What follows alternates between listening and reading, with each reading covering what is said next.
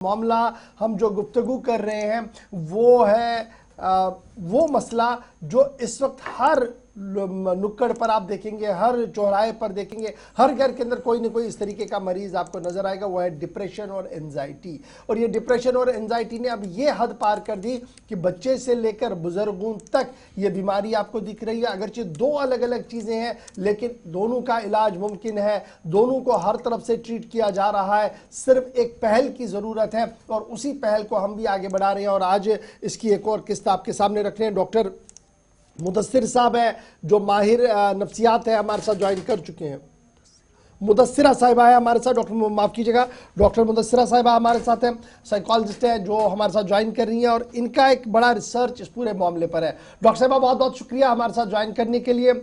मुद्दा बड़ा इंपॉर्टेंट है, इसलिए जब मैं एंटायर यूनियन टेरिटरी की बात करता हूँ, जम्मू कश्मीर की बात करता हूँ, तो 41% के आसपास आबादी हमारी डिप्रेशन और एंजाइटी की शिकार है। जब मैं मुल्की सतह पर बात करता हूँ तो आधी आबादी से ज़्यादा लोग जो है वो कहीं ना कहीं डिप्रेशन और एंजाइटी का शिकार थे। एक ज़माना था जब हमारे बुजुर्ग इसके रहा करते थे, लेकिन अब बच्चे भी हैं। और बुनियादी वजह ये मानी जा रही है जनाब बेरोज़गारी है। और बेरोज़गारी अगर मैं मानूँ तो वो 30-35 साल की उम्र या 18 साल की उम्र के बच्चे जो ऊपर वाले हैं उनके पास होने चाहिए, लेकिन ये जो नीचे वाले तबका है, मेरे पास 5, 6, 7, 8 साल का बच्चा है, इसको भी डिप्रेशन हुआ है। तो बेसिक वजह क्या हम ये माने कि हम हिफ्ज़ान सेहत के जो उसूल है उनको भूल चुके हैं, उनकी ओर वापस लौटना है, तब जाकर हम उस बेस लाइन को टो करेंगे जहां पर इन बीमारियों से हम थोड़ा सा दूर रह पाएंगे। अस्सलाम वालेकुम, शुक्रिया आपका कि इस प्लेट पे आप बार बार बुलाते हैं और हम ये बहुत ही ज़्यादा इम्पोर्टेंट टॉपिक्स हैं जिनको डिस्कस करने की ज़रूरत है। डिस्कस करने के साथ साथ अप्लाई करने की भी अपनी पर्सनल ज़िंदगियों में ज़रूरत है। जो हम लोग डिप्रेशन और एंजाइटी की बात कर रहे हैं ये एक दिन में नहीं होता है जी। इट्स अ लाइफस्टाइल डिजीज, हम लोग इसको कह सकते हैं कि ये लाइफस्टाइल, जैसे हम लोग बाकी चीजों पे बहुत गौर से काम करते हैं वैसे ही इस चीज को भी हमें गौर से देखना पड़ेगा कि एक दिन में किसी को डिप्रेशन नहीं होता है। No doubt there are various reasons for this, लेकिन वो रीजंस हर दिन हम चुनते हैं अपने लिए। जो लाइफस्टाइल में हम लोग हर रोज प्रैक्टिस करते हैं, कंफर्ट जोन्स को चूज करते हैं बनस्बत के उसके जो हमारी पहले जनरेशन्स थी जो बिल्कुल अपने कंफर्ट जोन्स को छोड़ के अपने प्रैक्टिसेस करते थे और अपनी जिंदगियां बआसानी गुजारते थे। बआसानी अगर हम देखा जाए तो बआसानी हम लोग जिंदगी गुजार रहे हैं अपने रूम्स में कन्फाइन होके, ब्लोअर्स के साथ रह के, लेकिन there are people who are choosing life over this. Life choosing life, what does it mean कि जो अभी जाके रोज ट्रैकिंग पे, माउंटेनिंग पे या डेली वॉक्स को चूज करते हैं so that they can stay fit, they can stay alive. तो जो हमारी पहली जनरेशन थी उनमें और हमारे बीच में एक बहुत बड़ा फासला जो आ गया है कि हम लोगों ने जिंदगी को चूज करना ही छोड़ दिया है।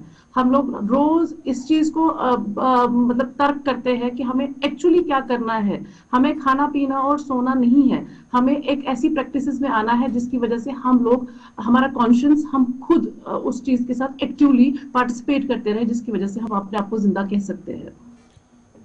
एक चीज़ जो मौजूदा वक्त में हम देख रहे हैं, जिसमें आखिरी बार जब आप प्रोग्राम में एक और टॉपिक पे आप हमारे साथ ज्वाइन की थी तो तब हमने एक एज ग्रुप की बात की थी कि 15 साल, 25, 35, 45 साल की उम्र तक ज़्यादा से ज़्यादा ड्रग्स के रिलेटेड तब हम बात कर रहे थे आपके साथ। लेकिन जब इस डिप्रेशन वाले मामले पर या मेंटल हेल्थ की जो इश्यूज़ हैं, क्या वाकई में ये इतना परेशानी का सबब है कि सिर्फ एक नौजवान नहीं बल्कि मुअम्मर ख़वातीन भी, बुजुर्ग शहरी भी इसमें इससे बुरी तरह मुतासिर हैं? और ये जो 70 और 80 वाला नंबर है ये किस हद तक दुरुस्त है? जिन लोगों से आपकी मुलाकात होती है, जिनका इलाज करने या ज़िंदगी बेहतर करने में आप कलीदी किरदार अदा कर रहे हैं, वो कौन से लोग हैं जिनसे मुलाकात आपकी डेली बेसिस पे होती है और किस नंबर के? जी, सबसे इम्पोर्टेंट बात जो है, आज तक जो हम लोग इमोशनल अपना सपोर्ट एक फैमिली सिस्टम को माना जाता था, वो फैमिली सिस्टम ब्रेक हो चुका है, वो फैमिली सिस्टम तितर बितर हो चुका है।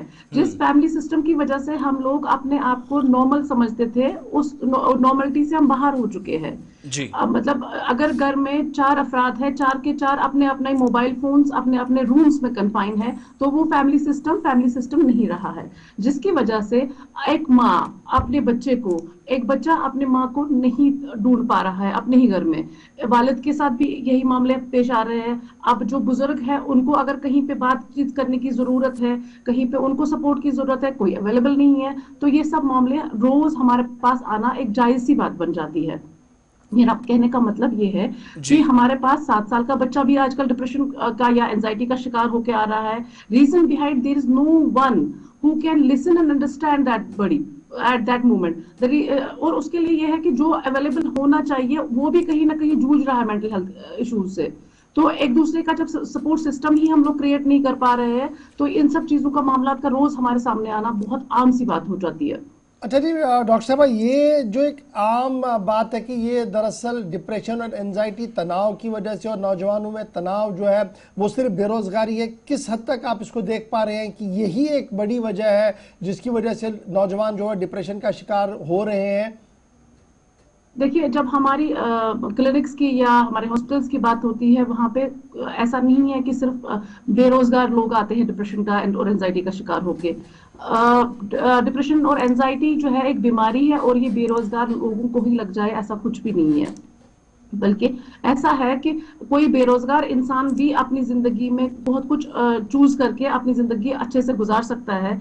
लाइवलीहुड को देख के हमारे यहाँ पे बाकी स्टेट से लोग आके काम करते हैं, एक्टिवली काम करते हैं। ऐसा नहीं है कि काम नहीं है हमारे पास काम भी है, हमारे पास वसाइल भी है, हमें चूज करने की जरूरत है। और जो डिप्रेशन है ये सिर्फ एक जो हमारे प्रैक्टिसेस की वजह से ही नहीं है, एक इम्पोर्टेंट चीज है जिसको हमें कंसिडर करना पड़ेगा। बायोलॉजिकल फैक्टर्स भी हो सकते हैं, इनहेरिटेंस भी हो सकती है, हमारे जेनेटिकल प्रॉब्लम्स भी हो सकते हैं जिसकी वजह से हमारे एंजाइटी के प्रॉब्लम्स थी जो हम तक भी आ सकते हैं, उनको एक्टिवली हमें गौर से देखने की और उसके बाद खुद एक्टिव रहने की जरूरत है, जिसकी वजह से अगर हमें अर्ली इंटरवेंशन की वजह से हम लोग उस चीज को भी ठीक कर सकते हैं। डॉक्टर साहब, ये जो यानी अगर हमें इनहेरिटेंट वाला मामला है ना, ये बड़ा इंपॉर्टेंट है, क्योंकि हम देखते हैं कि शुगर वाले मरीज में भी इस तरीके की परेशानियां होती है। अब डिप्रेशन में भी ये ऑलमोस्ट क्लियर हो रहा है कि यहाँ पर भी इनहेरिटेंस। बचाव और एहतियाती तदाबीर क्या है अगर किसी के घर में कोई पेशेंट है, अब ये आगे ना चला जाए, इसके लिए एहतियाती तदाबीर क्या है? इसके लिए सबसे पहला जो इम्पोर्टेंट चीज हमें देखना है कि लाइफस्टाइल हम कैसे अपने लिए अपना रहे हैं, हमारा फूड, हमारी डेली एक्टिविटीज कैसी है। उसके बाद अगर कहीं पे भी हमें लग रहा है कि कोई भी ऐसी चीज हम में आ रही है, ऐसे बिहेवियर्स आ रहे हैं, तो हम लोग इमिडिएटली एक प्रोफेशनल को कंसल्ट करें। आप आपस में बात करने से बेहतर है उस टाइम पे एक प्रोफेशनल को कंसल्ट करें और देखिए कि कहीं ऐसा तो नहीं है कि मैं कोई एक पैरामीटर उस चीज पे आ रहा हूँ कि कोई चीज के लिए मुझे इंटरवेंशन की जरूरत है। और early interventions are really good. Early interventions में आपको दवाइयों से भी पहले आपको ट्रीटमेंट फैसिलिटीज अवेलेबल है, साइकोलॉजिकल कंसल्टेशन अवेलेबल है, आपको साइकोथेरेपी से भी फर्क पड़ सकता है, सोशल ग्रुप्स में आके भी आपको फर्क पड़ सकता है इन सब चीजों से। अच्छा, एक फाइनली ये भी चीज़ जानना चाहेंगे, जो लोग जिनका आप इलाज करते हैं या इलाज में मदद करते हैं, क्या ये डिप्रेशन कुछ वक्त के लिए होता है? मुख्तलिफ इसकी किस्में हैं, मुख्तलिफ टाइप का है, और या फिर ये मानकर चलें कि डिप्रेशन एक बार लगा तो शायद उससे बाहर निकल पाना किसी भी शख्स के लिए बहुत मुश्किल हो जाता है?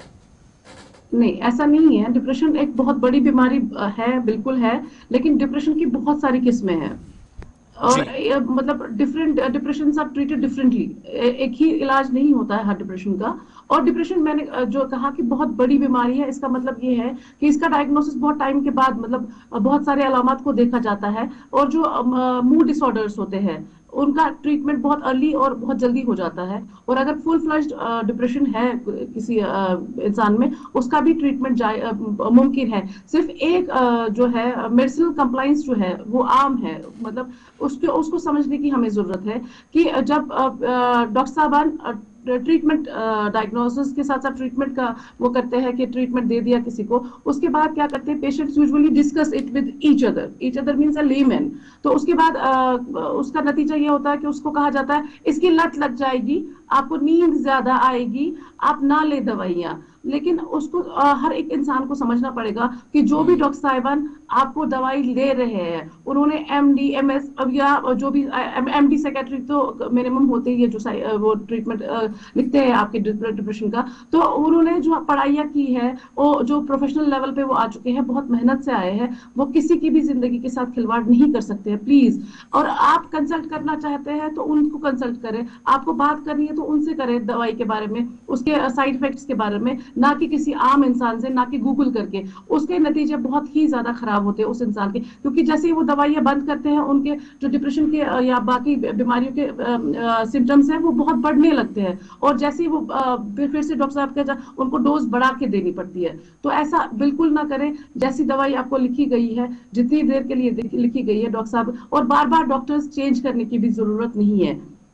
आप अपने आप को एक तरतीबवार तरीका से ट्रीटमेंट कराएं और एक ही डॉक्टर पे काफी टाइम तक डिपेंडेंट रहे, और इंशाल्लाह ताला आप हर चीज का हल उसी चीज में आ जाएगा। अच्छा जी, डॉक्टर साहब, एक व्यूअर जो इस वक्त हमारे साथ थे वो लिख रहे हैं कि ये जो सेल मेडिटेशन वाला मामला है, खुद ही दवाई लेना, और ये एक आम बात है कि जनाब साइकेट्रिस्ट के पास जाए या किसी भी इस तरीके के नफ्सियाती डॉक्टर के पास जाए, वो जी सोने की ज़्यादा दवाइयाँ देता है जिससे आदमी सो जाता है, और शायद यही एक इलाज है इसका।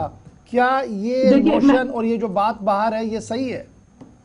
मैं इसमें इस बात का सवाल करने से पहले ही मैंने जवाब दे दिया है कि कोई भी दवाई जब डॉक्टर साहब लिखते हैं, उनका असर मतलब जो उनका एक सिम्टम होता है कि वो उससे नींद आएगी 2 दिन 3 दिन तक, पहले थोड़ा ज्यादा नींद आएगी, उसके बाद आप नॉर्मल एक्टिविटीज कर सकते हैं, या कभी ज्यादा भी हो डॉक्टर साहब आपको बिल्कुल एग्जैक्टली वो बताएंगे। लेकिन उसका सिर्फ ये मकसद नहीं होता है कि आपको नींद आएगी, वो आपके दिमाग पे बाकी चीजों पे भी काम कर रहा होता है, आपके दिमाग को जो जरूरत है वो पूरी कर रहा होता है, और उस टाइम में आप हील हो रहे होते हैं।